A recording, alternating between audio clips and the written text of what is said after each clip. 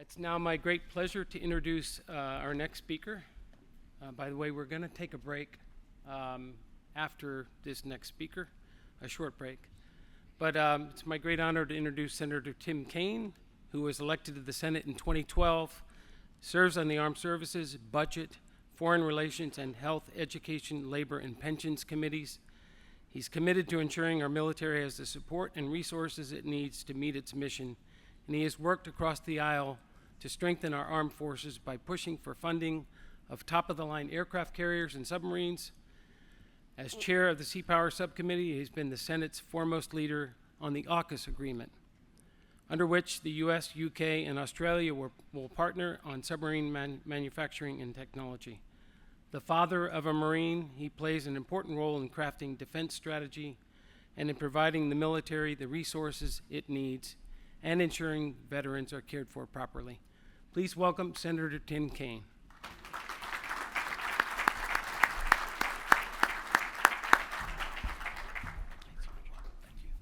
Well, good morning.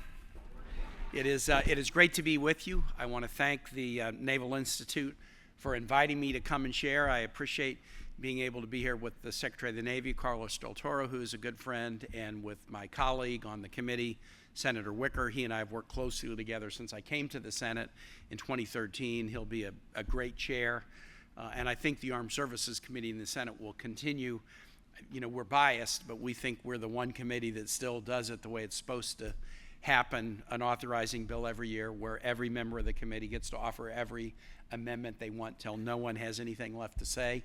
And the most junior member has the same challenge as the chair, which is convince a majority plus one of the committee to accept my amendment.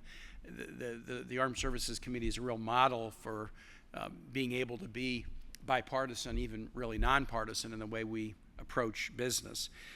It is a busy time. We are trying to finish up a budget deal that will be a short-term budget deal. Regrettably, I echo what my colleague Senator Wicker said, to finish up the defense bill. Before I get into my comments, we will get the defense bill done. Look, it's unfortunate that we're doing the defense bill in the way we're doing it without true floor processes that open up the opportunities for amendments. I like doing the NDA by regular order. We put it out of the committee in the summer, and then we have a floor process. I don't need the floor process because I get my amendments in the committee. So by the time the bill has come out of committee, I usually, because of my fantastic staff, I have Caitlin Clyburn, a defense fellow, Angelica Perkins here, I usually get my priorities in the committee. But it's such an important bill that the members of the Senate who aren't on the Armed Services Committee should have the opportunity to shape it as well. We will, in the NDA that will get done here in the next 10 days, there will be priorities that were not in the committee bills, but the only ones that get in are the ones that are unanimous. And so I wish we can go back to having an actual floor process where everybody can put their thumbprints on the bill. Nevertheless, we will get it done. On the budget, it is regrettable. We shouldn't be pushing the CR into next calendar year. We were on track to get the appropriations bill done by December 20. The change in the legislative majority led, and you can understand this, one side to say, hey, why would we want to do this with the Democrats controlling one house? Let's do it when we control all three levers. And so that is the reason for pushing from December into March.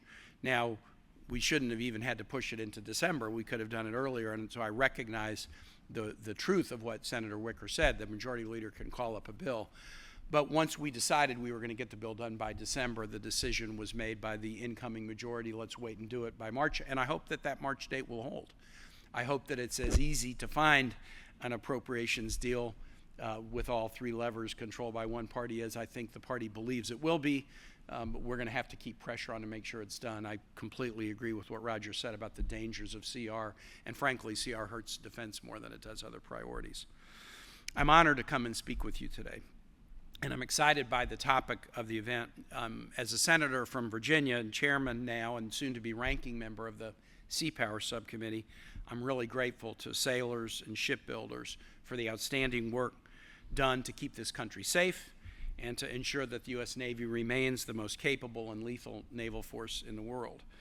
I'm going to focus on two areas where I think we really need to be mindful as we move forward, areas of challenge and opportunity. While it is true that our Navy is the world's most powerful, the past decades have revealed some significant vulnerabilities and weaknesses in our capacity to build and maintain the forces necessary to have dominance at sea as a range of powers around the world changes and pushes more focus into the Indo-Pacific. If we don't correct the current course that we're on, we certainly run the risk of losing our edge over our competitors, and that'll have ripple effects on every aspect of American life. Navy in particular, when you lose naval dominance, you're not only losing military dominance, but because of the role that the U.S. Navy has disproportionately played over the years in maintaining free access on the seas to commerce, naval weakness also has a disproportionate effect on our economic competitiveness, even compared with the readiness and excellence levels of the other service branches. When it comes to building up our naval force structure and capacity, the primary challenge we face, in my view, is human capital. I'm on the Health, Education, Labor, Pension Committee in addition to Armed Services. And in the help space, my real focus is workforce, and in particular, things like career and technical education. I think the human capital challenge facing the nation generally, the military generally, but the Navy in particular, is a source of grave concern. And if you were asked me, what worries me the most, set aside the military, what worries me the most about the U.S. economy right now, I would say workforce issues. I expect everybody in the room is familiar with the recruiting challenges that our armed services faces. And they're somewhat predictable in a time of low unemployment and decreasing propensity to serve, and a lower percentage of young Americans who meet the qualifications to serve. These challenges in recruiting into the active duty force are likely to persist. But the issue is not unique to the armed services. In fact, nothing within the armed services doesn't have its analog or its origin in the civilian side. Our shipbuilders are in a very stiff competition with industries to attract and develop the next generation of the shipbuilding workforce. And the fact of the matter is these jobs are hard. It takes a special kind of person to raise their right hand to serve the country. And long working days at Newport News Shipbuilding or other shipyards around the country, these are not easy jobs. And you take not only the low unemployment rate we have now, but increased competition. In Hampton Roads, for example, we're super proud that we're standing up an offshore wind industry, a great new blue water industry that will be an attractive one for people with a manufacturing skill set. At the same time as we are producing more work for our shipyards, we're also growing industries that will compete with the shipyards for these talented workers who are already in too short supply. For their part, the armed services are improving recruiting practices, doing things to pre-qualify people to more ably meet physical standards, for example. We've placed an increased focus on service member quality of life so that we can improve retention. Sometimes the challenge is less on the recruiting side than on the retention side. The NDAA that we will pass next week dedicates significant resources to improving quality of life and encouraging young people to serve. When it comes to shipbuilders and other sectors of the industrial base, we've got a number of tools available to address these issues. Some of the quality of life issues can seem, if you're not in the biz, can seem a little bit odd, like why would the construction of parking decks in Newport News be valuable to retention? Well, all you have to do is go visit the shipyard and see how long the walk is every morning to get to the gate, to begin at 6 a.m., to realize if you can shorten that walk and improve people's quality of life, it's going to be a real improvement and incentive for them to remain in the business. Workforce development programs have to be a priority within the military and without, and we're seeing some promising results on this front. But I want to mention one area that I'm working on that I consider myself a persuasive person, but I'm frankly often a very slowly persuasive person. I filed a bill in 2014 to allow Pell Grants to be used for high-quality career and technical education, not just college. I now have more than 60 co-sponsors of this bill called the Jobs Act, and yet I have not been able to get it passed. In the last couple of years, we've done an infrastructure bill. That's fantastic. We've done a chips manufacturing bill. We just had a huge announcement about that in Virginia. That's fantastic. We've increased our commitments to shipbuilding, not only building our own ships and subs, but now we're going to build them and sell them to the Aussies. Who's going to build it? Who's going to construct it? Who's going to be the shipbuilder and subbuilder of the future? We need to do in the workforce space some things that are a little bit creative, like acknowledge career and technical education can be every bit as valuable as college and allow incentives for one to be more broadly used. But we are doing some strong things in workforce training. I'll give you an example. Some of you are familiar with the Advanced Training and Defense Manufacturing, ATDM, a pilot program that is up and running in Danville, Virginia. Danville's on the southern border of Virginia, right across from North Carolina, traditional manufacturing community, textile, furniture, tires. Textile and furniture largely went offshore, but the manufacturing ethic is still very strong in Danville. And so the Navy has stood up a pilot program in Danville to train the next generation of ship and subbuilders. The program isn't even at maximum capacity yet. There's a new facility being constructed that will begin to be open this spring. But we've already had hundreds of graduates being employed in 37 different states at over 153 different companies from across the ship and subbuilding industrial base. And these are workers who have trained together, who have a common set of experiences and skill sets. And they're not only who you might think. The last time I was there and visited a classroom, I saw youngsters who were really excited to do manufacturing work in Danville or Hampton Roads or Puget Sound. But I also saw Aussies. The local coffee shops in Danville are always struck by how the accents are so different from the Southern Australians, from the Southside Virginians. But the other group of people that were pretty common in these classrooms are Afghan immigrants. Afghans who worked to help defend the United States and Afghanistan, who are here either under special immigrant visa or humanitarian parole, who've decided, okay, I'm in the United States, I've made a life and even sacrificed to help defend the United States, and now why don't I do the same thing by being a ship and subbuilder? This next generation of welders, machinists, additive manufacturers are entering the workforce well-trained and motivated to contribute to our industrial base. This program is a pilot. It's growing and evolving, but others are also looking at it, and I believe the Navy has made it a commitment for at least one other in the Great Lakes region, as I understand.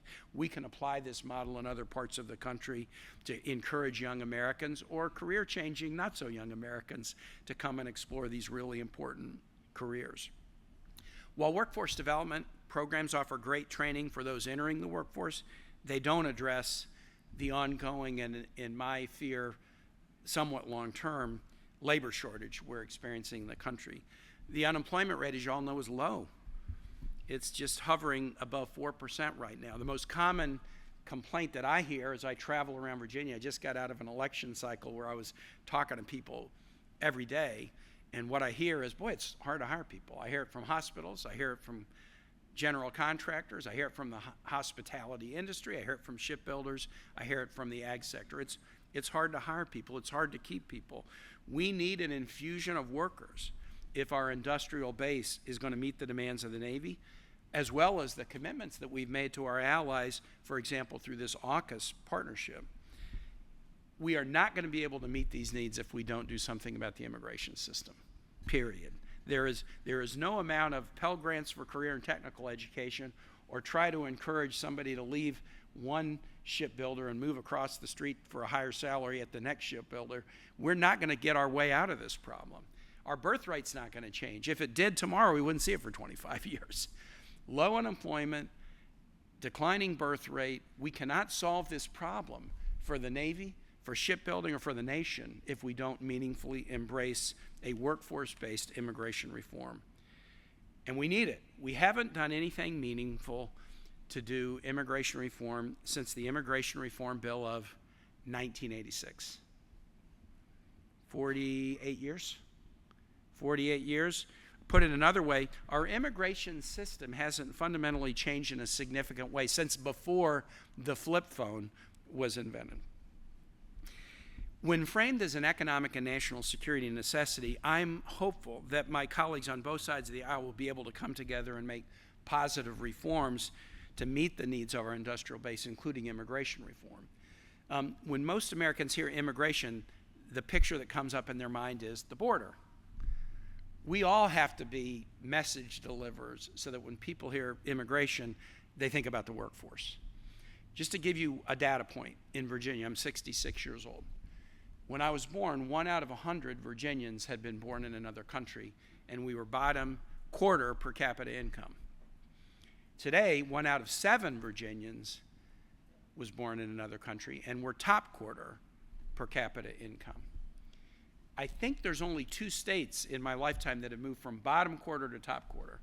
North Dakota, well, they discovered oil, though. I mean, you know, that's really cool. Virginia didn't discover anything except that if you take down the artificial barriers that humans erect between each other or over the top of each other to keep people from being all they can be, you can be really successful. When I was born, you couldn't go to a school with a kid whose skin color was different. Most women couldn't go to most of our state universities, and we were not that welcoming to people from other parts of the world. There's nothing we're doing we can't do better in Virginia, but we've become a more welcoming and inclusive place that recognizes the talents of all, that celebrates the talents of all, that attracts the talents of all. And if you do that, then you start to attract the businesses and the institutions and organizations who want to be around talented people. The Virginia experience tells me that a comprehensive immigration reform that focuses on the workforce will have an enormous upside for this nation. And it's one of the few things that the Congressional Budget Office says can actually increase GDP without adding a penny to the national debt. In addition to addressing workforce challenges, we need to get better at sustaining the fleet that we already have. GAO released a report last week. I know you've all grappled with it. It's been covered in proceedings, highlighting that fully half of the Navy's amphibious fleet is in poor condition.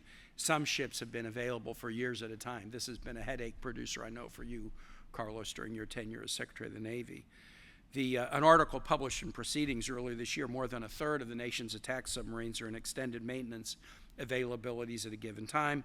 Congress has been in an annual struggle with the Navy in recent years to decide this hard question: does it make sense to decommission ships that have been poorly maintained or to continue to spend resources on keeping them limping along? This kind of a dilemma isn't unsustainable, and we need to figure out how to maintain the Navy during peacetime so that it's ready, God forbid, but it's ready in wartime. The ability to sustain and maintain the fleet does go back to some of the workforce challenges I mentioned, but it's also bigger than that. It is also in the planning and budgeting side, and it's going to be very, very critical to the success of the naval forces during any time of conflict. The Houthis are an example of the kind of threat we're bound to face in the years ahead. Non-state actor, funded and equipped by Iran.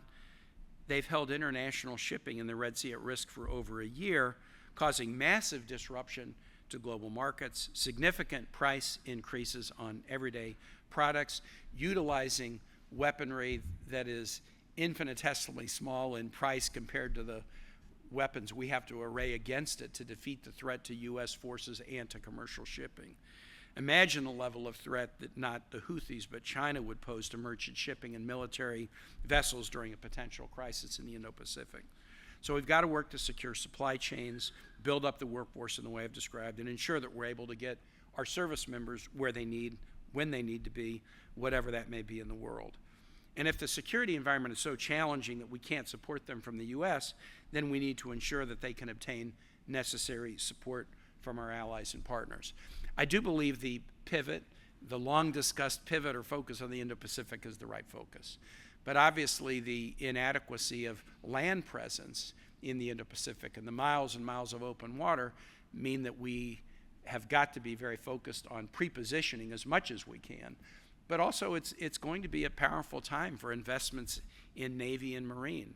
You know, I didn't serve in the military. I do have a son who was 8 years active and now a Marine reservist. So everything I know, I kind of put into my own terms. I call Navy and Marine flexible force. We need flexible force more than we need fixed force right now. Navy and Marines are flexible force. But to be effectively flexible, we do have to find partners where we can pre-position assets that might be needed. And that includes the maintenance of our Navy vessels. My shipbuilders in Hampton Roads, they want all the maintenance to be done in Virginia, obviously, and I get that. And yet there's often a whole lot of reasons why we ought to be looking at high-quality maintenance in places around the world. First, if you can get the maintenance done, closer to the potential theater of conflict rather than coming back home, that's good for defense. Second, it's also often good diplomatically. Spain, as an example, was a nation that had a lot of wariness about NATO for decades and decades. But the presence of the U.S. Navy in Rota and the use of the Navantia shipyard in Rota to help do maintenance actually produces economic benefits in Spain that make them a much more willing and reliable partner in NATO and other missions. I remember being in Rota once and talking to some of our sailors aboard one of the vessels I was visiting. I said, so how are these Spanish shipbuilders at Navantia doing these maintenance availabilities? And the guy said to me, hey, they built the Nina, the Pinta, and the Santa Maria. They know what they're doing. So I think, building out these relationships with shipbuilders and ship maintenance around the world with our allies is a very important thing.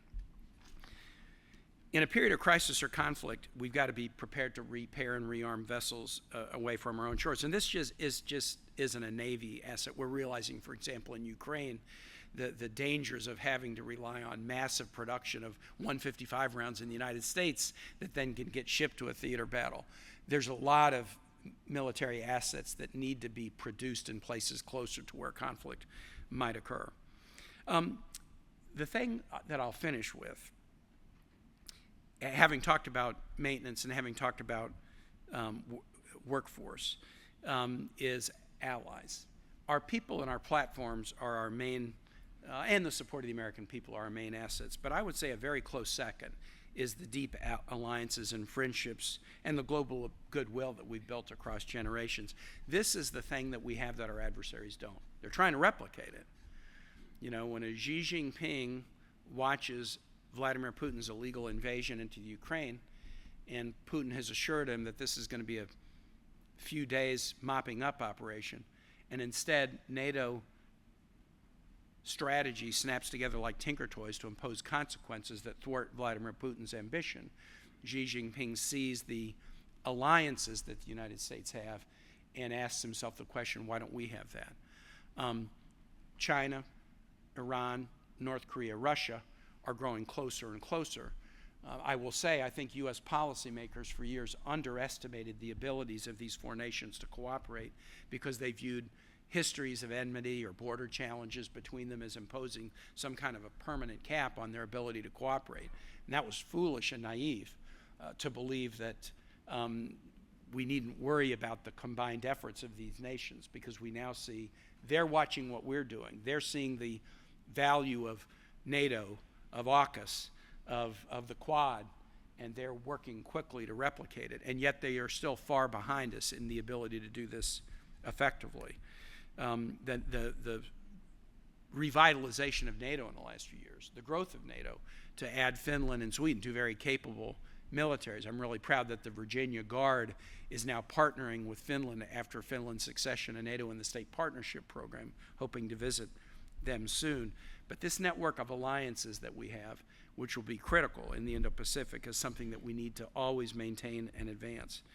A few days ago, we recognized the 83rd anniversary of the attack on Pearl Harbor. We can't fully repay the debt we owe to the Americans who served in past wars, but we can do the best job we can to preserve the world that they fought to create. If you need any proof that American leadership in the world works, just look at the system of partnerships and alliances we've helped develop since World War II. There's a beautiful biblical phrase, to beat swords into plowshares. That's a kind of a cool phrase. What does that mean in practice? Japan and Germany are some of our closest allies. I mean, we've beaten swords into plowshares, and so have they. A nation like Vietnam, where we lost tens of thousands of lives and they lost hundreds of thousands of lives in a war in my lifetime, we are increasingly cooperating with Vietnam on military-to-military and defense issues because of their and our shared concern about Chinese dominance in the region. The alliances we have, even with nations that were adversaries, is a tribute to American magnanimity, but it's also a tribute to the magnanimity of these other nations. And it's also a tribute to our ability to step back from whatever history may have been and look at new challenges that we face together and find common cause. I'm very excited about the recent set of really strategic alliances that the Biden administration has worked to forge in the Indo-Pacific. The Quad existed, the Biden administration, but I think work has been done to strengthen that alliance. The AUKUS framework, I think, poses a significant upside opportunity for all of us to promote stability in the Indo-Pacific. I worked very hard as a member of the Foreign Relations Committee and the Armed Services Committee to get the implementing language of AUKUS in last year's defense bill. We had to get it through the Foreign Relations Committee first and then bolt it onto the defense bill, but we made it work. And that, of all the things that China worries about, they're worried more about AUKUS than they are about any particular weapons platform. The growing U.S. mill-to-mill relationship and civilian relationship with the Philippines under President Marcos has been a very important thing. The work that President Biden did to help promote more of a civilian rapprochement between the governments of South Korea and Japan is very positive. The mill-to-mill relationship was strong, but it was always somewhat capped by the difficulty of the civilian governments to work closely together because of the history that is still so real there. But we're moving forward in that area as well. Celebrating NATO's 75th over the summer was kind of an indication of the fact that these alliances really matter. They give us a strategic edge. Of the many things that I'm concerned about the incoming administration, it's the attitude toward alliances that is one of the big question marks that I am concerned about. These are the networks that have created, that will ensure the ability of free and open Indo-Pacific to cooperate to keep Chinese aggression at bay and to build up the success, economic and military success of our partner nations. The partnerships that we've woven together are true competitive edge that we still have over adversaries and that we need to maintain. And I'm going to do everything I can. I consider myself very fortunate. It's rare in the Senate to be on the Armed Services and Foreign Relations Committee. I remember I came to the Senate 2013, and you're a newbie and you're supposed to go to your then party leader, Harry Reid, and ask for committees. I said, I'd love to be on Armed Services. And he said, you will be. You're from Virginia. There's always been a Virginian Armed Services. Jim Webb is leaving. You got a kid in the Marine. You're going to be on Armed Services. Great, I'm 1 for 1. Then I said, okay, I'd like to be on the Help Committee. He goes, that's not going to happen. I waited for an explanation. None was forthcoming. 4 years later, I got on the Help Committee. But then I said, I want to be on the Foreign Relations Committee.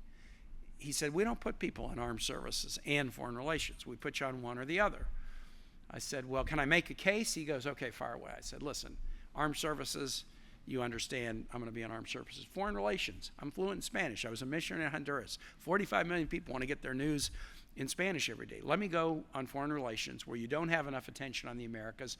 I will do that, and I'll be able to speak to a population that's really important. He goes, that's a good argument, counselor. I'm going to take that under advisement. But it's turned out to be great. I was able to be on Foreign Relations. So many of the things that we might think of as military alliances, they don't go through the Armed Services Committee. They go through the Foreign Relations Committee. And being able to be at the nexus of diplomacy and military preparedness and operations has been, frankly, the best part of my 12 years in the Senate. And I suspect it's going to be the best part of my next chunk of time in the Senate as well. Thanks for everything you do. We'll be coming to you for asks. And maybe I'll just conclude here. We will need to do an immigration reform bill. It'll have to be workforce-based. It will only happen if it's bipartisan. We had a bipartisan bill on the floor in 2013, and it was supported by a tepid majority that got beaten by a loud minority. And I learned a lesson in 2013 that I've learned often in politics since I got elected to City Council in 1994. A loud minority can beat a tepid majority every time.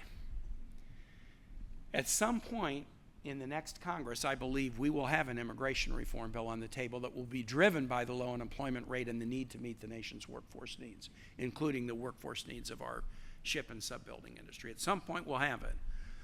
If it's a partisan bill, I'm not going to bother to come and asking you for help because there's no way a partisan bill is going to pass.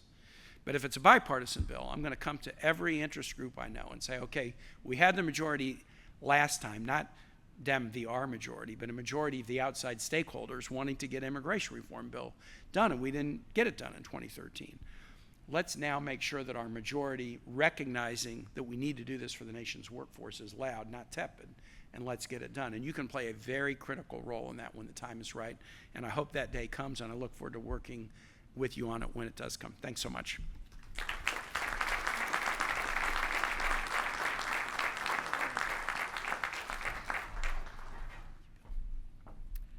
We have time for one question, if there's one question. Yes, sir, over here. Thank you, Ben Massengale from the Simpson Center. Thank you for taking this question. A lot has been made about the need for improving our labor force and modernizing our shipyards. The previous speakers have made a big effort about that, and rightfully so, given that's the best investment for the short term. But the number of shipyards, civilian and military, my focus is primarily civilian, and repair yards has only gone down since the 80s. Yeah. What effort has the committee or Congress received information to say, hey, what can we do to raise the number or build new shipyards, given those are going to be at least a 5-year process till you can get that? That's going to span over multiple terms, even if it's outside Virginia. Yeah, I'm going to be real blunt. Within the committee, there has been, this issue has been raised, but there's been very little discussion of new shipyards. There's been discussion of, can we grow the ones we have? You know, how can we both grow them in terms of land mass, grow them in terms of capital investment, grow them in terms of employment? But we've had very little discussion about, are there need for new? I think you're going to see that discussion probably start to go live as we, we'll get this NDA done, and then we're immediately working on the next one. Without really predicting about where the discussion is going to go, we have to do some things very differently to meet the needs. For a number of years, I think we've been of the position that, we just need to do our best, and then at the end of the year, we'll seek an anomaly, and we got to spend more money. Just spending more money through anomalies ain't going to get us to where we need to go. We have to do things differently, and that is a kind of a live question that's on the table that I suspect you'll see us start to address, but we haven't addressed it in a meaningful way during the time I've been on the committee. Yep. Senator, if you'd stand by for a minute, I'm going to ask the Secretary of the Navy, Carlos Del Toro, to come up for a special presentation. I know senators don't like to be surprised, but you don't have any choice, Senator. First, for the record, let me say that we did not coordinate our talking points at all between our offices. But I think you've just witnessed firsthand how Senator Kaine has mastered the issues that are at play in our Navy and our Marine Corps, certainly over the time that I've been Secretary, but even well before then. And so, Senator, it is now my tremendous honor, on behalf of the entire Department of the Navy, to present this certificate award in appreciation of Distinguished Public Service in the Department of the Navy, the Secretary of the Navy Distinguished Public Service Award to the Honorable Tim Kaine for services set forth in the following. For exceptional public service to the Department of the Navy as a member of Congress and the Senate Armed Services Committee from 2013 to 2024, Senator Kaine's dedicated service to our sailors and Marines ensured that they were provided the resources necessary to support and defend the nation's interests around the globe. His leadership, especially on personnel and readiness policy, focused on quality of service, quality of life, ensuring service member access to health care, child care, education.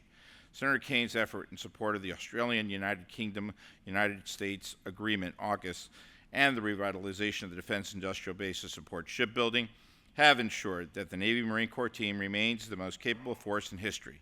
With grateful appreciation for his many years of public service to the nation and his outstanding contributions to the Navy and the Marine Corps, the Honorable Tim Kaine is awarded the Department of the Navy Distinguished Public Service, signed, me, Secretary of the Navy. Hey, wow. Charles, that really means a lot. I'm coming from you. That really means a lot. Thank you. There you go.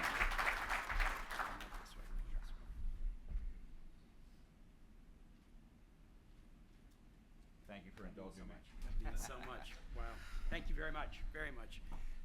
I told Carlos this means a tremendous amount under any circumstances, but from a longtime friend, even more. Thank you so very much. And now, Senator, on behalf of the Naval Institute and the audience here today, we'd like to present you a small token of our appreciation, the book, The Neptune Factor by Dr. Nick Lambert, published by the Naval Institute Press. Sir, thanks for your time again today.